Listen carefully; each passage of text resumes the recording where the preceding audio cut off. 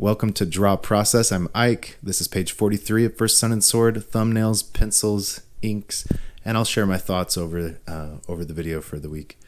Here we go. Okay, we changed from the script. Page 43.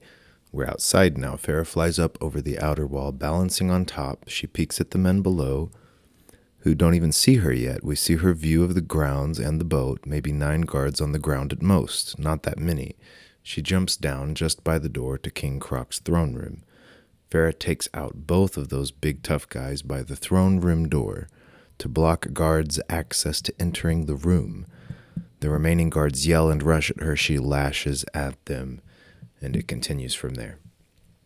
So, I originally pictured this taking a very different approach to showing this, and it was going to take 3 pages, and I've condensed it into 2.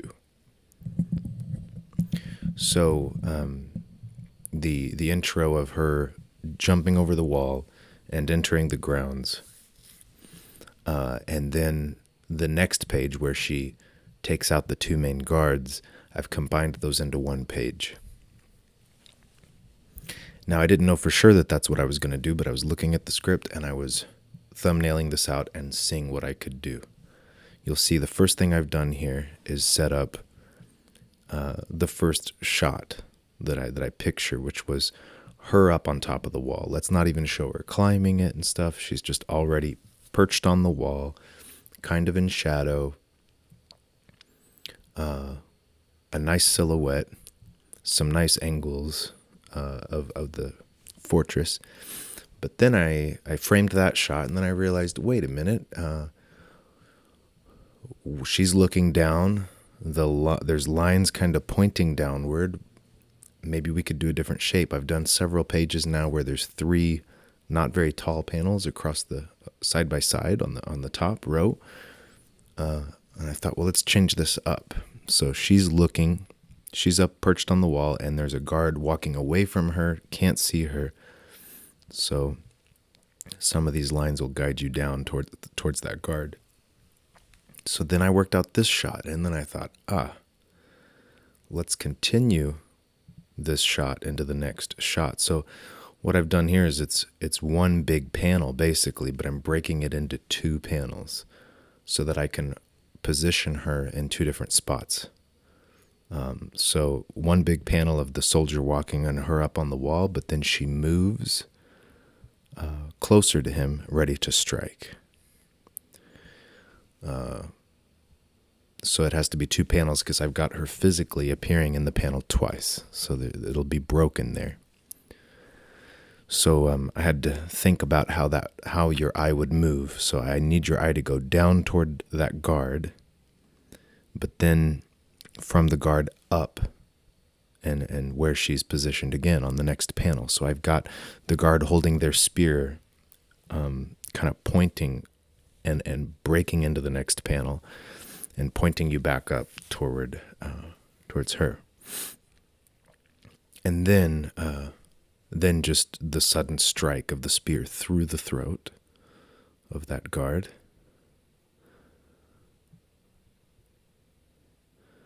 And then the guard collapsed, bleeding out, and the other guard noticing and getting ready to run to that guard's aid or call for help. So this is right in front of the throne room, the 2 big guards that were there. My first attempt at capturing this building, I changed it a few times, and I went by gut feeling at first, but the perspective of the building was limiting my the position I wanted the figures in. So what I needed to do, and I'm working out here, is position the figures how I need them to be first in relation to each other. The first one being in the foreground, well above the other one, a very low horizon. The other one very small there. And then once I figure that out, I can build the building according to that.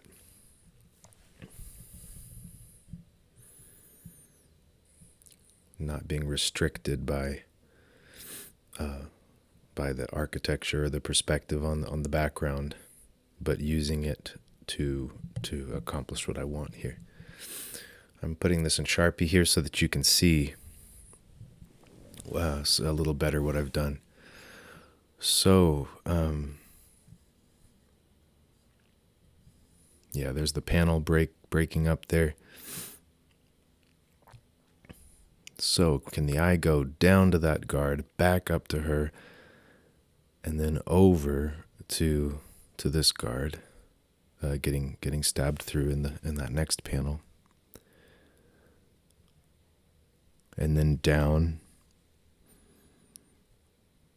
to the guard as he has dropped to the ground, and the building, the shadow on the building will be running straight down toward that figure. And then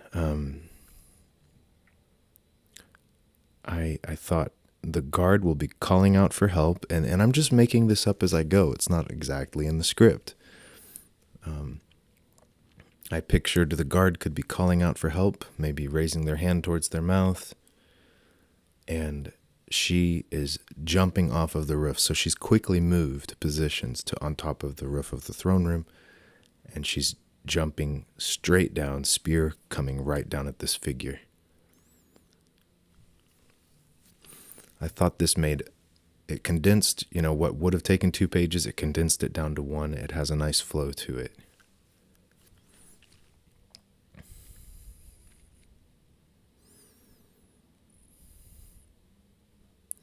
The position of this spear was intentional. I've got it way off to the side there so that it's not blocking your view of her. It's not accidentally guiding the eye down.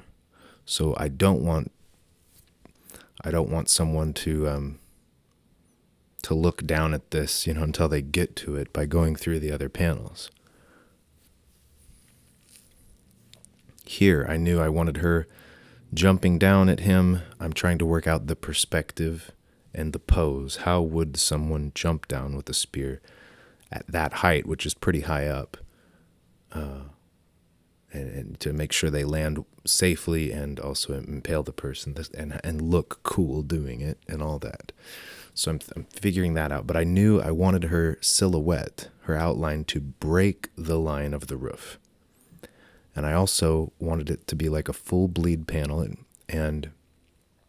but not have any.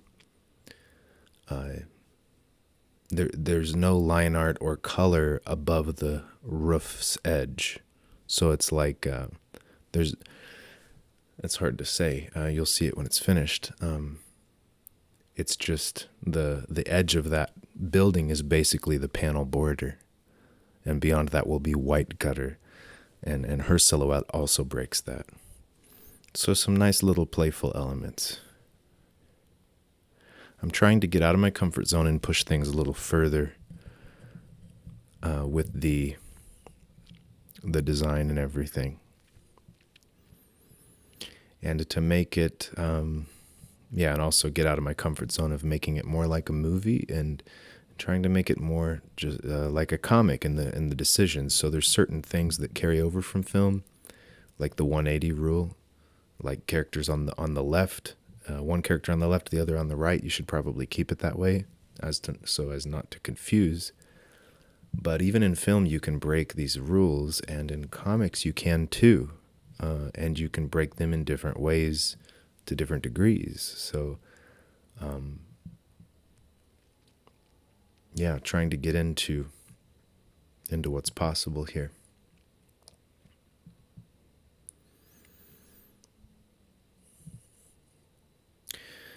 Hard to think back to this page. I'm a few pages ahead at this point, maybe 3.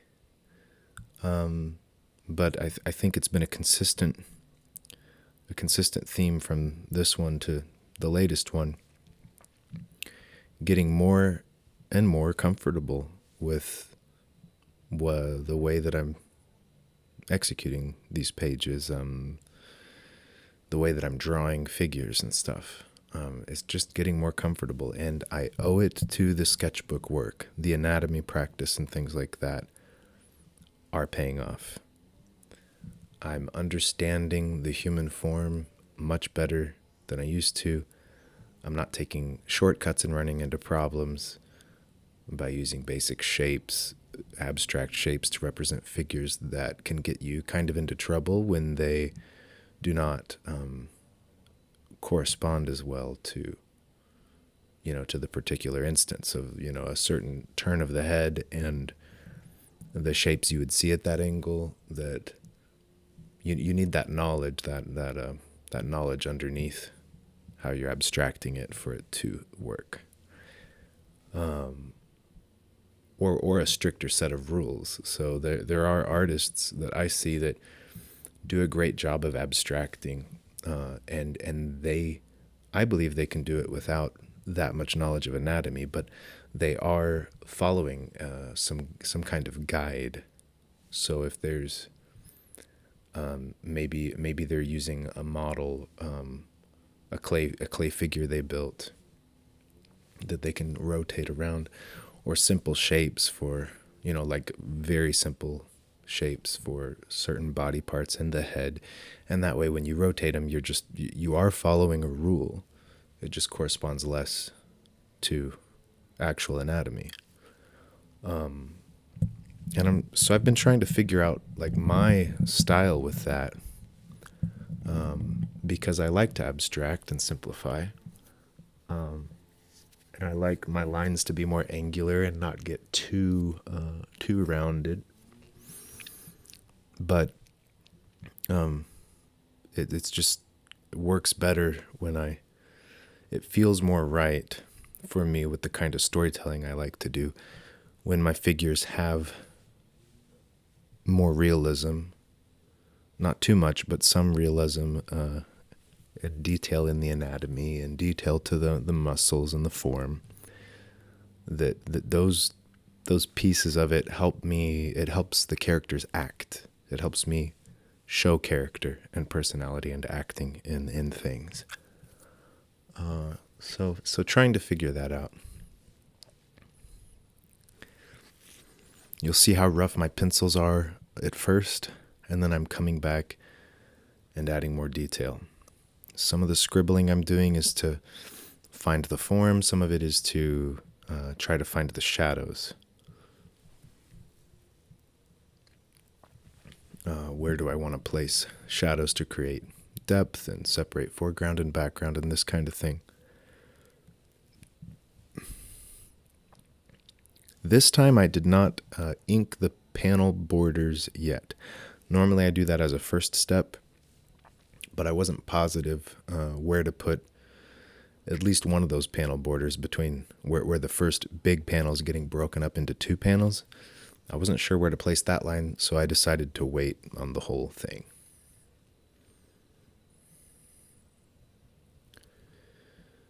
All right. Yeah, fine-tuning the pencils now, adding those details that I'm not feeling comfortable enough going straight to inks with, unless I feel it out a little more. I'm just not ready to go straight to inks. So that's what I'm doing here. Mainly focusing on the figures. The backgrounds are simple and straightforward enough. It's the figures that I need to figure out.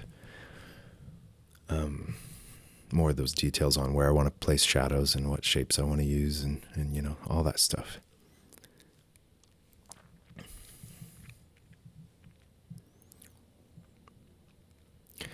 I've been, I had the thought just the other day of how many times am I going to have to learn this lesson? And you might say that if you're having, if you keep making the same mistake in life or something, it's like, why won't I learn from my mistakes? Why won't I learn this lesson? I was thinking of it in terms of, I've drawn comic page after comic page, and I keep coming back and doing it, and the mistake is not doing it. It's not that I'm making a mistake exactly. It's just like I feel like every time I sit down to draw a page, and every time I try to live each day of my life, I mean, it applies to other things too. There's a lesson. There's a challenge to to do the art in the correct way. I mean, in what feels forward moving, growth, development, freedom. It's hard to describe, but there's an experience that you have when you're trying to draw a comic page, and a flow you try to get in, and a mindfulness too, not just mindlessly doing it. But as you do that again and again, it's like you're trying to do the same thing every time. No matter how good you get or how different it gets, you're kind of trying to do the same thing. And you're slowly figuring out, like, what is your way of doing it? Like, what's your right way of doing it? Where maybe your ideals of the perfect comic art and the way you want to look or something, where that meets your actual capabilities and biology and like ability, trying to figure that out every time. And I was drawing a page the other day and I thought, man, I'm sitting down to this same experience again, trying to learn the same lesson again. And I'd like to learn it. I'd like to learn it more actively, more intentionally, more embrace the lesson that's been there this whole time.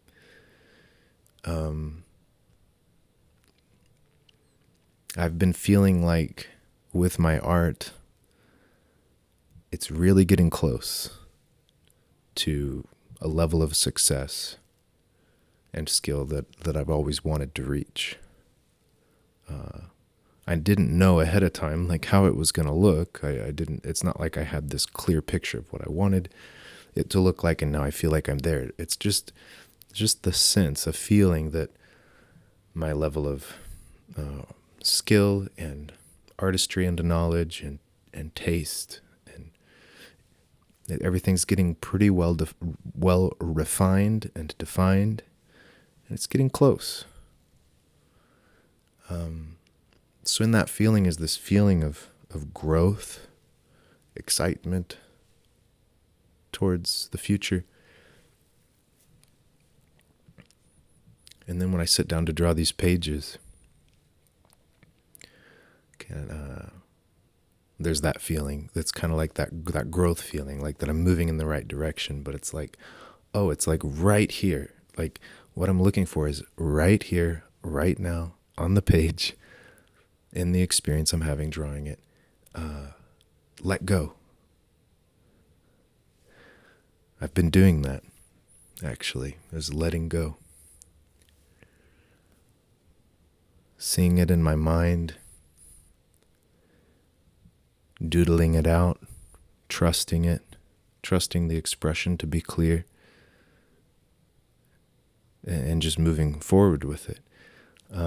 There's even a fluency that I'm developing where instead of seeing reality in my mind and trying to draw it on the page, convert it into pencil work on a white piece of paper, I'm in the white piece of paper. Like, the universe is the white paper and the pencil and the lines. And that's what I'm bringing forth, and that's what I'm moving about within. I'm not trying to translate some other vision and reality into the paper. I know that sounds maybe like really trippy. I'm not on drugs. I'm just saying. I don't know how else to describe it. But yeah, there's some real comfort and comfort that I'm having in the blank piece of paper in the this world. So I know it's getting there, and on the last page that I did, which is a few after this, more than ever, it was like, now I'm getting there. Like today, I was in that place that I try to get to with each page. Funny to even put it that way, a place I'm trying to get to. I wonder if I've been there as a kid. There's definitely a flow I could get in as a kid. Just like yesterday, I think it was yesterday, maybe the day before, I was looking through an old album of art from my childhood and other, stuff my mom collected for me. And I saw some comic pages I drew, and then the comic book style illustrations. Maybe they're just one image, but they're meant to tell the story. They're very action focused, and looking at those and kind of seeing like, oh, I see what I was trying to do, and there's flaws and there's rawness in how it's drawn and stuff, but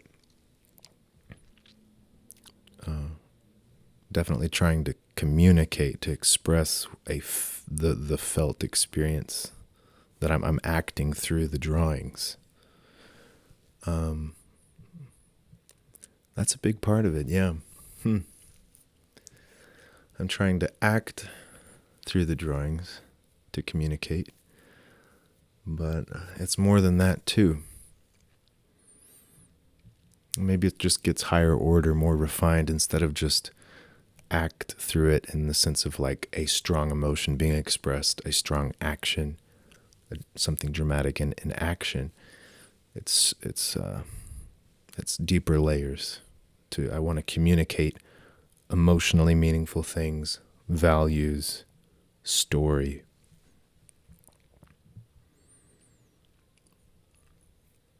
Maybe more than when I was younger, which might just be a higher order thing. Well, yeah, and I could just lose this feeling tomorrow, but if I keep getting up every day and making this a priority, just keep steady with the sketching and the drawing, it'll more and more become a part of who I am. It'll become who I am.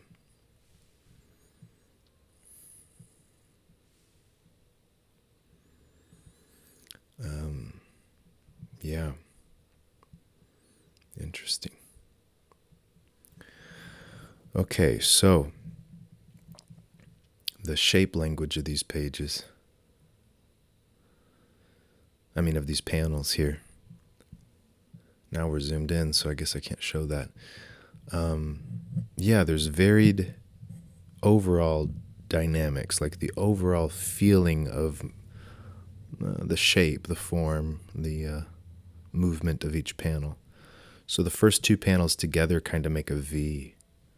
And then the next panel is like a down and to the left line or an up to the right, and then the next one is everything feels like straight vertical, straight down.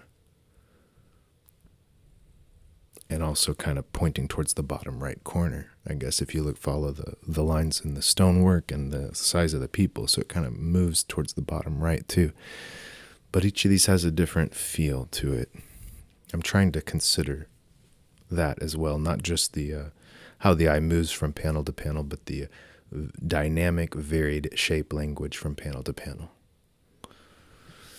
And then this, of course, I've got a very tilted horizon, very tilted shot, and her breaking the border of the building with no panel border on it other than that. Trying to get some really strong communication in the shapes, in the outline, the overall form.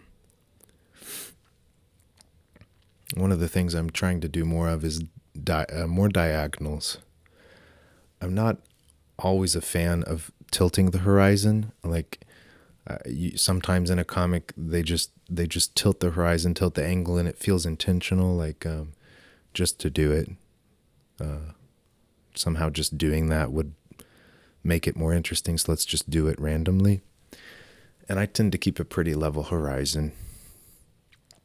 But I'm trying to push the envelope too and develop more dynamics in my own way, very intentionally, not just because they say to do it, let's say.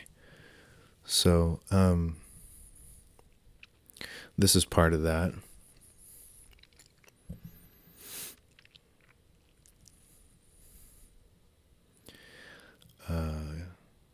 Yeah, and also by pushing the camera around further than I would before, it makes you draw figures in poses you wouldn't normally draw, or like from angles you wouldn't normally draw, like with foreshortening with a low camera or whatever. And yeah, that's nice. I mean, it's nice to get pushed like that, to by trying to be more dynamic. I also am pushing myself out of my comfort zone on the execution of it, so I get to learn and improve. Okay, so here we have these shadows are placed, these large black areas are placed to be interesting, but they are also based on some reality. So the light is behind and to the upper right, the sunlight. So the tower is casting a shadow on the left wall. The wall on the right is casting a shadow on the tower. And then the shadow down here that you see is probably the biggest like break from reality. Technically, the light is coming from behind and on the right, so this whole area is lit indirectly. So you'll notice that the left side of that tower, it is not. I didn't paint it in black. I didn't ink it in. It's not. It is in shadow. It's lit secondarily, but it is not a cast shadow. What I've filled in with black is where the shadows were cast. And then in those secondary lit areas, I'll just use a darker color when it comes to the color or the grayscale. Sometimes that's a good rule of thumb, because where the shadow casts is going to have a higher contrast between the bright lighting and the shadow, and that contrast can make it seem darker. And like, it's not necessarily darker than other spots, but it's higher contrast to the human eye. It makes sense to go with the higher contrast from black to white in your black and white version. So the black shadow on that bottom portion, it is from the throne room on the right. The secondary lighting is casting a secondary shadow. And I stretched it over to make sure that it didn't create a tangent. It's probably further over than it needs to be, but it's to help us not have a tangent. This shot here, the light is behind this building. This is all in shadow. So where's the light coming from? Secondary, the ground, clouds, the rest of the sky. There's other light sources here. So now the shadow has moved. So I've got, instead of the shadow being, I guess, cast towards the kind of left, I've reversed it, because it's reversed in a sense. It's lit secondarily. So yeah, you gotta think things through, play with shadow and lighting. I'm not totally married to reality, but there's knowledge behind the choices made. Because I need to play with it some to communicate more strongly. It is a comic. It doesn't need to be like reality. And here's the finished page. And the top portion here. Yeah, so the guard is in the same exact pose in both panels. This implies how quickly Farah has moved from the left to the right, that the guard like basically is in the same exact position, but Farah has moved. And then I went with a light colored blood so that it would stand out on the darker background. Same thing here.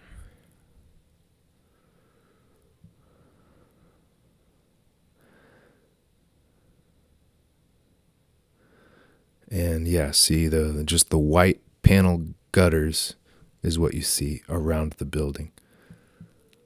I let the word balloon also break that border. And there it is. A nice little flow. I got through kind of 2 pages of the script, and then I combined part of this, the rest for the next page. So we're only with Farah for 2 pages here instead of 3. I feel like it's going to be a better flow so that we can get back into the throne room where we want to know what's happening with the real climax here. Okay, that's it for this week. Be the practice of your art. I'm going to be doing that over here. See you next week.